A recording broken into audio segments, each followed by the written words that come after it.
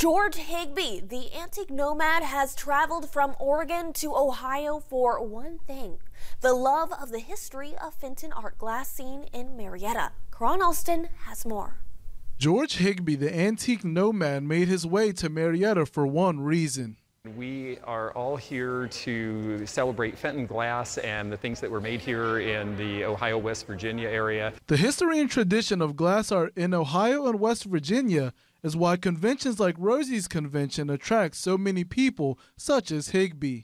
Fenton glass has the legacy right over the river in West Virginia, and so many people here were involved with it. It was such an important place. It's where it was all shipped to places all over the country and the world, and so it's the natural place to come back to for a convention that is about the art glass that they made. For Higbee, his passion for glass started in his home state when he was just a young boy.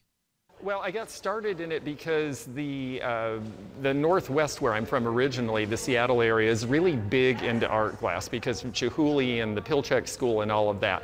And so people there collect all kinds of art glass and are really aware of it. And so I was around glass blowing at an early age and just got really fascinated by what people could do with it. In his opinion, the allure and interest in glass blowing has taken a hit as the years go on. But he hopes that one day the younger generation can find that passion like he did. We're always talking in the antique and vintage business about what we can do to try to get younger people more interested in these things and connect to the things that happened before they were here. We like to bring a really big variety. So we're going to have stuff that's very traditional and fussy, like maybe your grandma had 30 years ago. And for a lot of people, that kicks off some nostalgia, and that's what gets them to start collecting. But we're also going to have some really modern stuff that looks like it could have been made yesterday, even though it's 50 years old.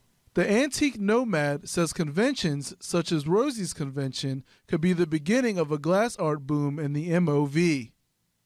In Marietta, Karan Alston, WTAP News, this is home.